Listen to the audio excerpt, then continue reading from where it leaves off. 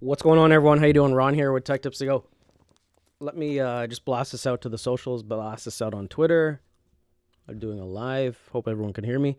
Anyways, this is going to be on back in the live show on my YouTube channel. Give me 1 second. I'm just going to post this here.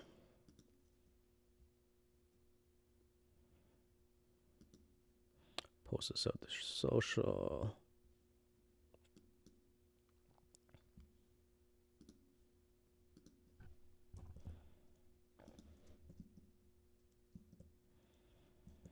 Live on YouTube.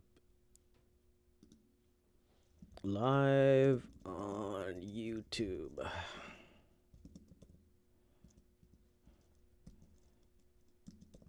BlokTopia.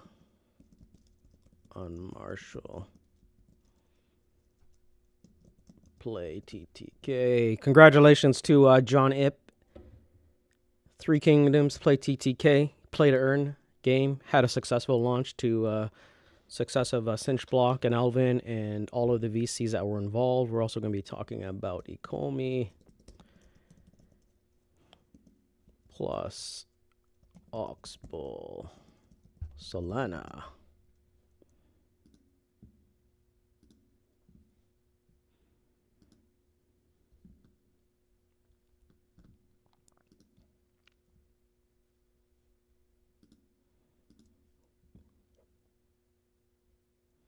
Sorry, I'm just still posting this to my feed.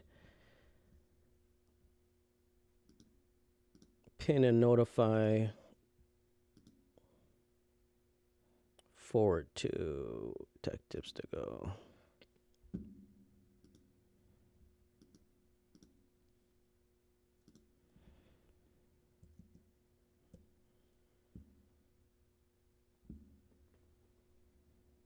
All right.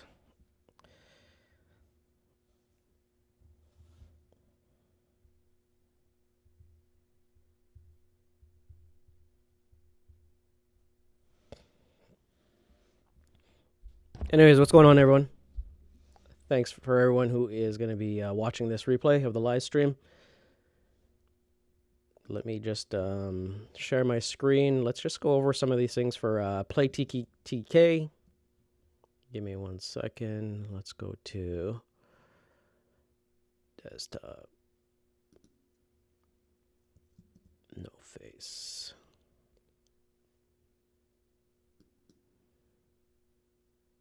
Oh, I don't think you could see this if I share my screen.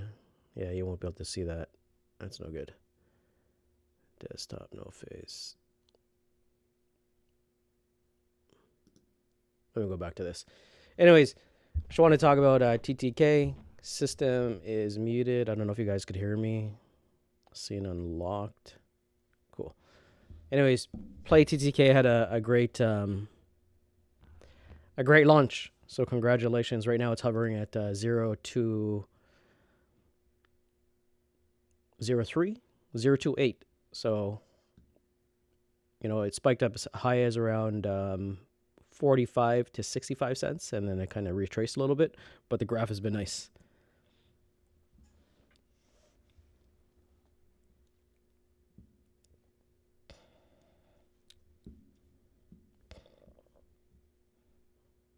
Let me unlock this scene, and let me go to my desktop 1 second.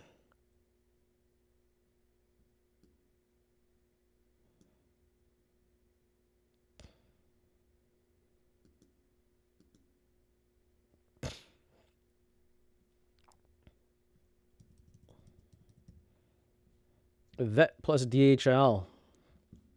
Was that the latest news for VeChain? For VeChain Vet? VeChain DHL? Did I miss out on this? Let's go to news. VeChain.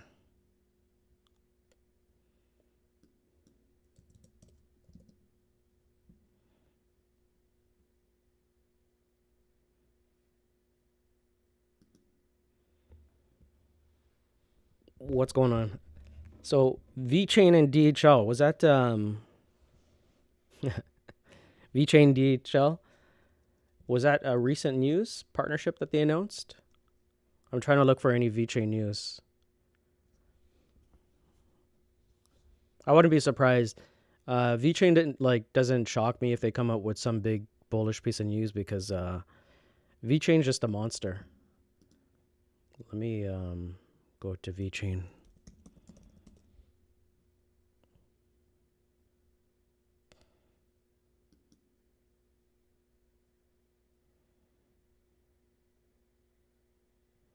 Let me go to today. VeChain, big news coming in. A lot of people talking about VeChain now. There's a lot of people. I remember when I first started talking about VeChain, wasn't too many people talking about VeChain. I think there's like 1 or 2 people talking about VeChain.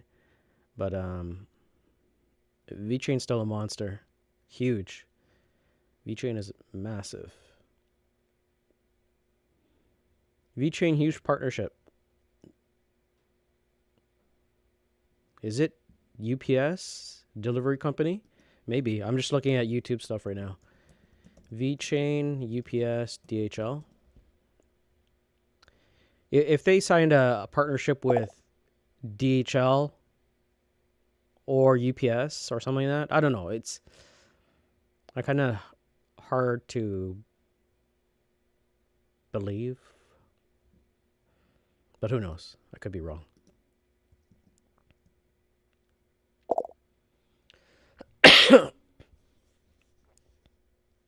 Oh, on Twitter, big company to be disclosed.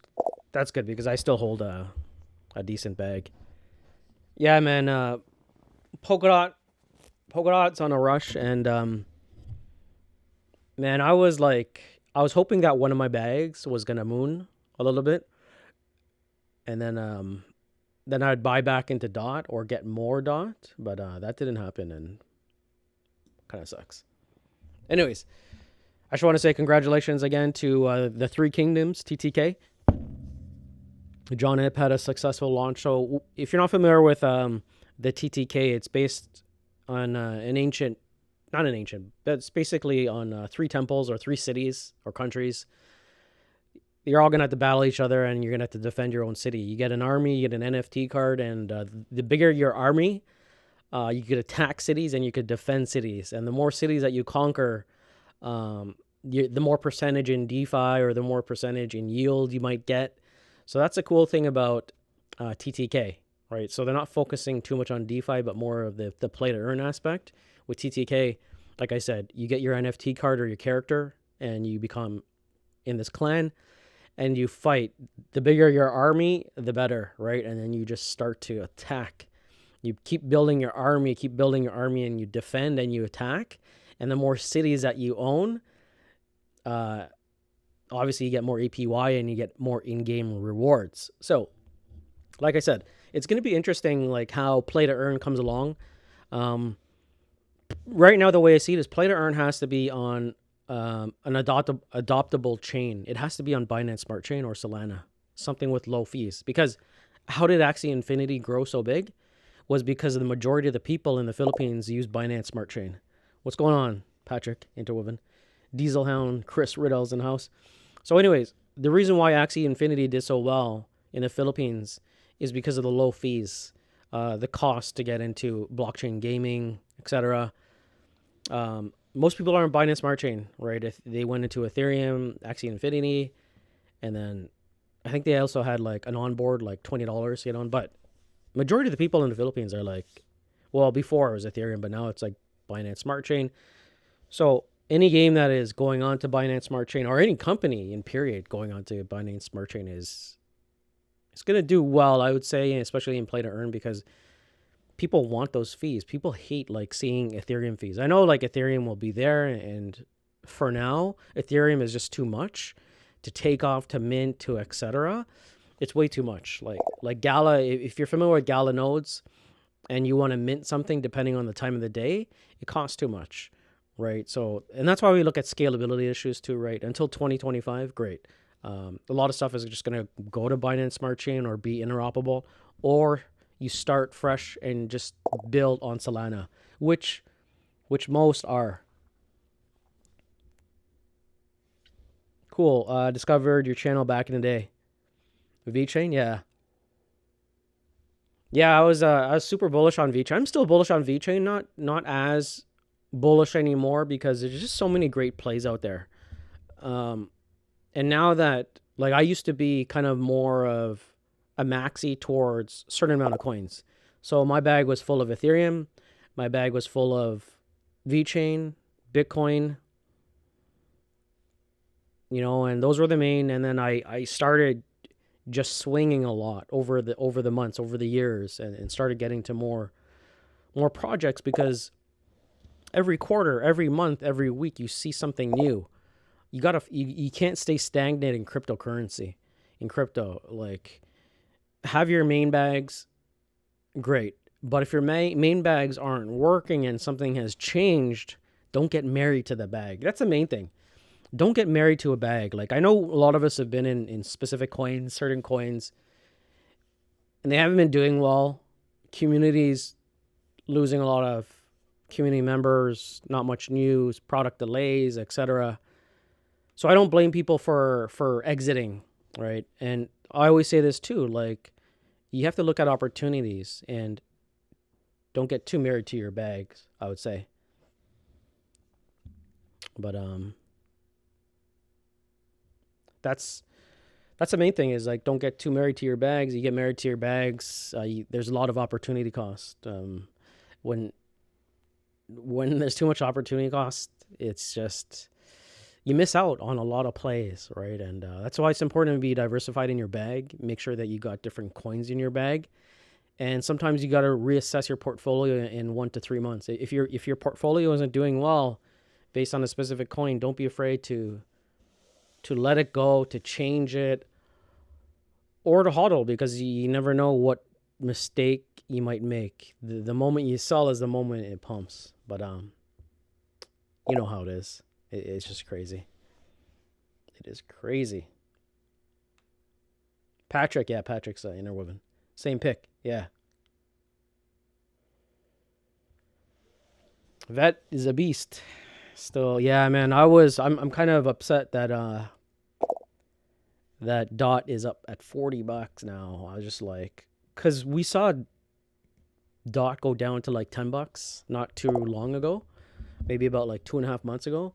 That was such a great opportunity to bag more at $10, but you had a day to do it. I think that's when the China ban FUD came, and it was like $10, and I was like, man, how do we miss out on that opportunity? Now it's $40, which we all knew it was going to come. Anyways, like I said, I was hoping one of my bags would increase, and then I could sell a little bit of that and get into DOT, and that was hopium, and I knew it was going to happen, right? I knew, like, whether it was going to be delays of this one project. Anyways, let's talk about Unmarshall. People are asking me about Unmarshall. So, Unmarshall, you like my new layout, guys? You like that? Ecomi, Gala, Poker Fantasy. You guys missing out on Poker Fantasy. Poker Fantasy, what's going on, Jay?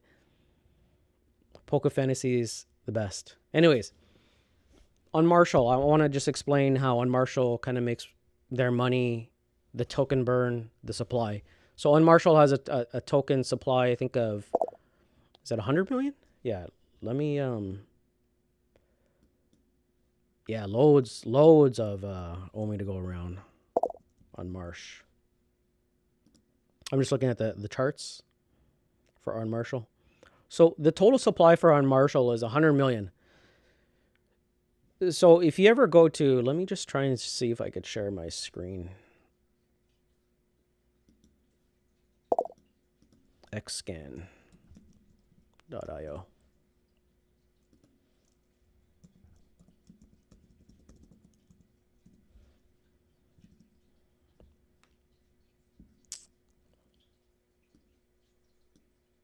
Cool. Like that. Let me share my screen.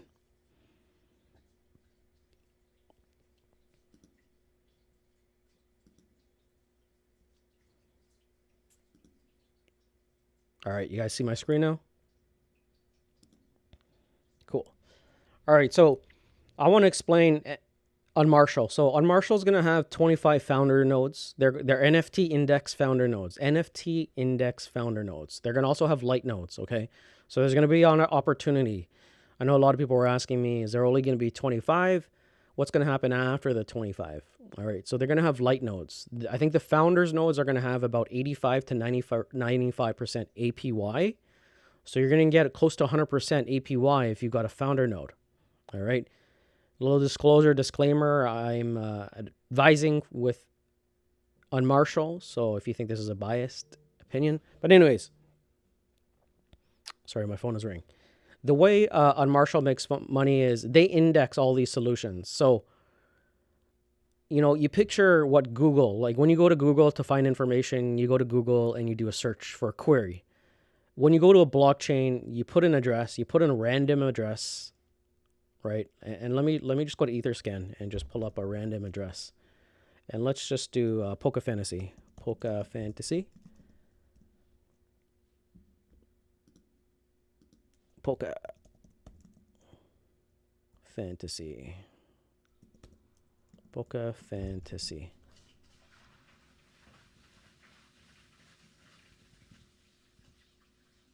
Let's go to Polka Starter token. And let's go to holders. So let me just go to this holder here. And I'm just going to copy this address. All right. So let me copy this address. So let me explain what Unmarshall does. They index, they're like the Google of blockchain. They index data. Now, they've partnered up and have grants from Algorand, Elrond, a whole bunch of blockchain companies. And they basically index people's data, their blockchain data. So every time they index, they pay with Marsh, those companies, and then they do buybacks and burns. So the supply is really low, and that's why I think, for me, Unmarshall is a great buy. But also picture that for NFTs, because NFTs, everyone's got NFTs. People have hundreds of NFTs. They don't know where they are. So look at XScan on my screen. So I put a random address, okay? Now I'm going to decode this. Look at this, okay? So you can see right now he only has an Ethereum, but this isn't a good example because I want to go to one where it actually has, let me go to I won't go to one of my wallets. Let's just go to a random person here that might have a lot of coins. Let's just go here. Let's copy this.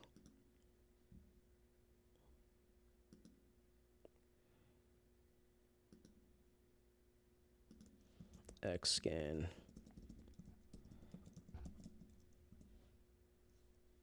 Let me paste this guy's address in.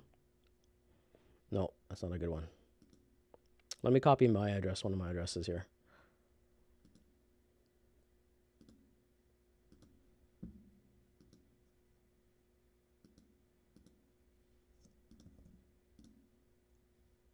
All right, here you go. So I have, this is my address. I've got a bunch of tokens in here. So you can see. So picture this as an NFT. You have your NFTs in here. You could see what NFTs I have. Okay, it shows no NFTs. My total balance was right here. The NFT history. You could also do profit and loss statements. So you could find every NFT based on what chain it's on. Ethereum, BSC, Polygon, all in one interface. So this is what it queries, all of the information based on what you have. So you can see I've got Matic, I've got Angel, POS in here. I'm staking it. These are random coins. Also, another feature that they have is this ad. This little ad over here is powerful because let's say my wallet consists of 99% of NFTs. This little pop-up window, this little advertisement, which companies pay for, they will show it based on your wallet. So if you got a lot of NFTs, this ad is going to display something about an NFT company. Now, people have to subscribe to the service and pay with Marsh. So when they pay with Unmarshall tokens, it also goes towards the buyback program and the burn for Unmarsh. So they do buybacks, which is bullish because the token supply for Marsh is only 100 million. So that's Marsh. And you could see Binance Smart Chain, what's in my Ethereum wallet, my Polygon, etc. So anyways, let me go back to my screen.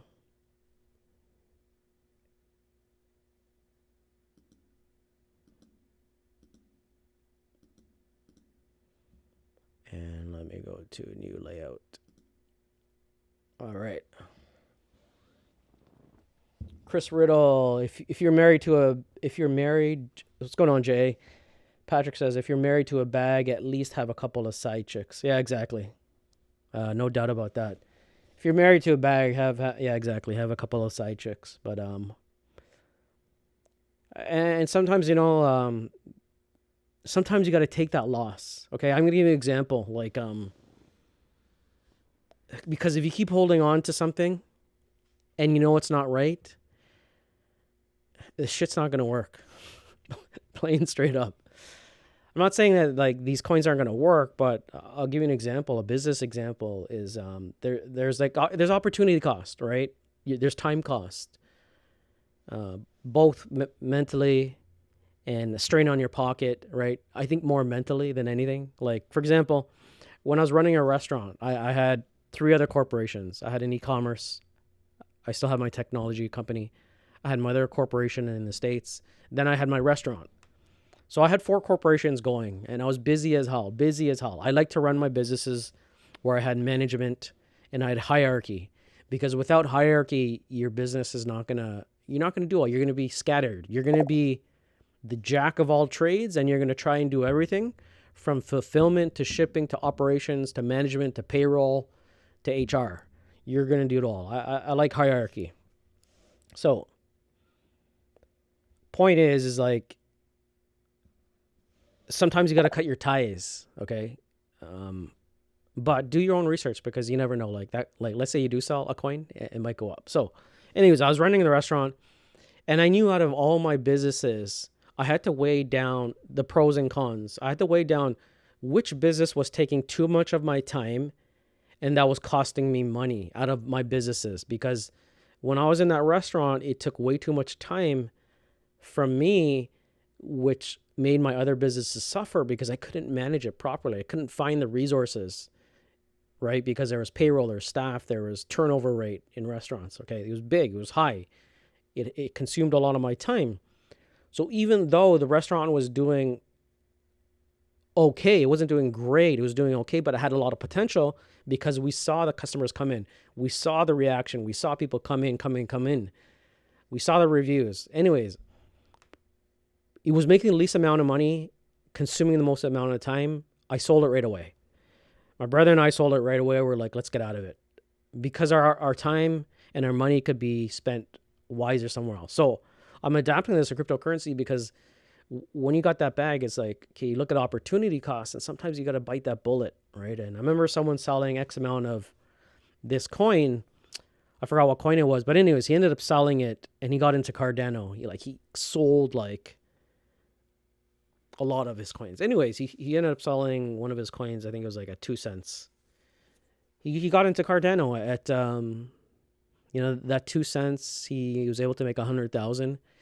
He bought 100,000 of Cardano around 25 cents. Now, Cardano is like $2 or $3. So if he stayed in that coin, it would have been like a complete opportunity cost for him, right? So that's what I'm saying is like, you got to weigh things down. And sometimes we got to step back and say, should we be entirely into this coin? Is it the coin that we thought it was going to be? Is there product delays? If there's a product delay, why is it delay? Is it the developers? Is it the customer? Are we waiting on the customer? Or is it do they have development that's really slow? We don't know. So sometimes you just got to poke around and ask that information. And if you don't get that information, sometimes you got to move on. Like someone asked me today, hey Ron, I see you're doing a lot of swing trading. You're getting into different coins. What do you think I should do? And I said, you really have to accept, like, even if you're up a little, like 2-3x, and that potential coin could do a 5x. Yeah, it could, but it could also go to nothing. So I always look at it, do your own research, look at the coin that you're getting into, and think if it has an easy opportunity to 5x. Don't get into a coin just because it's super hyped. One of the main things when you're doing fundamental analysis, you got to look at the market cap.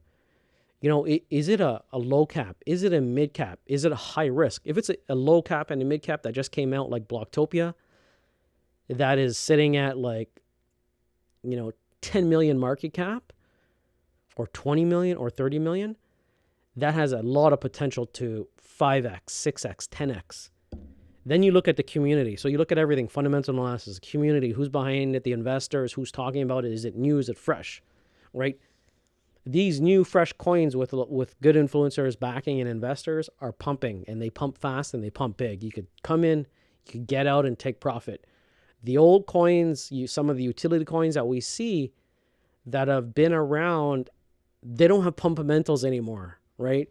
Because it's stale. It's like running an offer continuously, like for the last 5 years. So I ran an e-commerce business. We did custom photos, portraits, mostly print items, right? So we were working a lot with Groupon, and we kept selling this one product. And, I asked my salesperson, I said, how come we're not doing as much sales? He's like, well, think about it. It's like, you keep offering the same product over and over and over, the offer's stale. So take that approach to a blockchain company.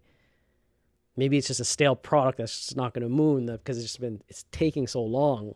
But so those are some of the things you got to look out for, watch out for, and don't get married to your bags, man. And if you're married to your bag too much, don't be afraid to take risk, okay? Because there's opportunity costs. You can get into something like, for example, my friend that sold a lot of his Cardano, a lot of his token, this one token, to get into Cardano at 25 cents because he saw it as an opportunity cost. That token that he was staying in for made him no money. And if he stayed in it, it would still make him no money. I think it's probably around the same place. But you look at opportunity costs, right? If you sold X amount of this share or whatever token it was, and you got into BlokTopia, you would have did a huge X. Same with all these other NFT play coins. It's huge, right? Anyways, even Ecomi. So I got into Ecomi. Shout out to Chris Riddle. I got into Ecomi, the same thing. I got into I rebought Ecomi. Sorry. I first got into Ecomi at like 0004. 004. Okay. That was or 0003 was my first entry. Then I ended up buying a huge bag at 0024. Anyways, I've gone to almost 4x that, right? Well, when Ecomi was at 0.008. So, because Ecomi is hype, the community is so strong. The community is like massively strong. So, anyways, just because someone sent me a long message. Shout out to you who sent me the message not too long ago, about 5 minutes ago. And he asked me, what should I do? And I don't want to give advice to say, sell it and get into another coin. I want to say, do your own research, but this is what I look at. I look at coins and you just look at, is it presented in, what are the risks staying into this coin? What are the risks leaving and getting into that coin? Is a coin that you're going to get into, is it going to 5x, is it going to 10x?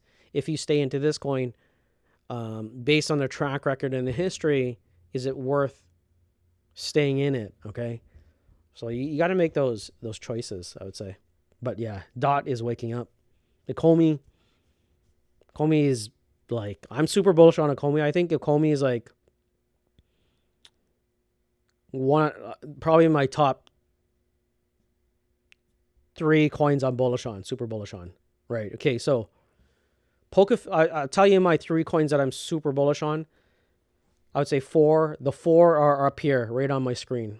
Polka Fantasy, Gala, Unmarshal, and Ecomi. Unmarshal because of what they're doing with NFT indexing nodes, decentralized NFT index nodes. That's huge because there's a clear problem. It solves a problem. Chains need this, especially NFT companies, NFT marketplaces. They need this kind of info. They're going to have the first decentralized NFT nodes available. Polka Fantasy is massive. First mover advantage. Japanese ACG, Polka Fantasy, land, DeFi, play to earn, NFT wallet. They have it, right? And like I said, it's like their focus is Japanese animation, comic, gaming, okay? They're hiring the best advisors, hiring the best artists. Play to earn game. It's going to be like Final Fantasy. You got Pokemon advisors. So picture, fast forward like 3-4 years down the road, massive. Same with Gala. Gala's proven now. Binance funding. Gala, yes, okay. Mirandus, I think, is going to take a long time. My personal opinion, I think Mirandus is going to take a super long time. But they have other games. So I think Mirandus, they're going to have to fine-tune, make sure that everything is kind of working smoothly. Because per plot of land, and if you got 250 people in this one area, can all these nodes handle everything, right? And we'll have to see. So I'm super bullish on Gala. Ecomi is a monster. And BlokTopia, man, congrats to Bollymans who got into BlokTopia a little later. I wouldn't say late, but he aped in fast. So Bollymans takes action, and he got into BlokTopia fast. I think he got it at 0.005. Anyways, it went to 3 cents. So Bollymans made his money. Shout out to DC. But yeah, Oxbull Solana, it's worth, to me, it's worth the membership to get into Oxbull. So Oxbull is an IDO launchpad, and they have the best structure. And I think every launchpad should use Oxbull and Oxbull Tech, Oxbull Solana as a role model. They should be like, if I want to open up an IDO launchpad, I want it to be like Oxbull. Because Oxbull, the way they do it, if you're a tier 1, you have 9 hours to ape into your buy. You have 9 hours. So you don't have to wake up and beat everyone to the punch to get into that coin that's going to be listing. Because if you have BSC pad and you have a gold tier, as soon as it lists, you have X amount of time to ape in before it gets sold. If you don't do it fast enough, you lose your allocation spot. With Oxbull tier 1, you get the coin, you have 9 hours, then it goes to the next day to tier 2. On top of that, with Binance SmartPad, BSC pad, you have to claim your tokens, and then you go to sell it. With Oxbull, everything is sent into your wallet. So once you get your allocation, you just have to wait until the selling date or the TGE date, whether you want to sell it or not. And on top of that, Oxbull has had probably one of the best gaming and launches out there in terms of projects. So, and it pumped nicely. Oxbull Solana. I think Oxbull Solana is almost $1. OXS.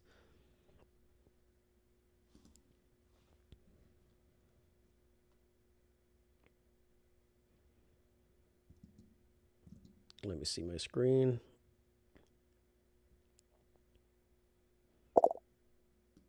CoinGecko is slow. Shout out to DC. Dot is finally waking up. Yeah, Dot's $40. SHR, I don't know what SHR is sitting at. I haven't looked at SHR.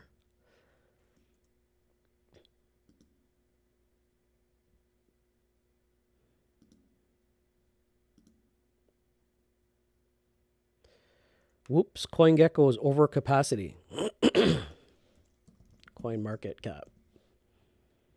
Star Atlas is at 9 cents. Well, from 25 cents. Let's go to OXS, Oxbull Solana. Oxbull Solana is sitting at 95 cents. So anyways, Oxbull Solana, worth it. Yeah, all-time high right now for Oxbull Solana. Yeah, it's doing well. But yeah, that's my thoughts on everything. Tempted to sell KSM for Solana. Ooh. So here's my thought on KSM, Kusama. I like Kusama. I like Polkadot. Obviously, I'm super bullish on Kusama and the Web3 stuff and Dot. Solana is sitting at a nice price because it's at 150 because they had to reset that chain. People are like kind of skeptical about it. But like I said, there's a reason why Oxbull opened up OXS, Oxbull S, Oxbull Solana, because they see the requests like me. Like I said, I've been speaking with a lot of private sale CEOs, and their pitches have been, we're building on Solana, we're building on Solana. So we know where people are building on, and it's just kind of like the writing's on the wall that there's going to be a lot more play to earn games going to be on Solana because they want stuff that is fast, okay? The amount of transactions per second. Yes, they had to reset and, security, but that could always be worked on. But the main thing is like your fees. They want near zero fees. Like when you're on the Solana projects, you pay nothing. It's like Polygon Matic. You pay nothing. It's so much, even Binance, like it's way cheaper than Binance Smart Chain. Like Binance, if you increase your gas, your GUI, you could pay, not a lot, but you could pay like $1, maybe 75 cents. With Solana, fees are like incredibly low, and it's fast. So a lot of games and play to earn games are going to come on Solana. So fast forward a year from now, it's going to be good for Oxbull Solana. So I sold some of my Solana. I didn't sell my Solana. I got into some NFTs that took away my Solana, and those NFTs aren't doing too well. You can stake Solana on Atomic Wallet and on Kraken. I have it on Kraken. Anyways, I got to jump off. I hear something. I heard someone call me upstairs. So anyways, I'll speak to everyone in the group. Hope you liked the quick stream. You can always watch a replay, and I'll talk to everyone soon.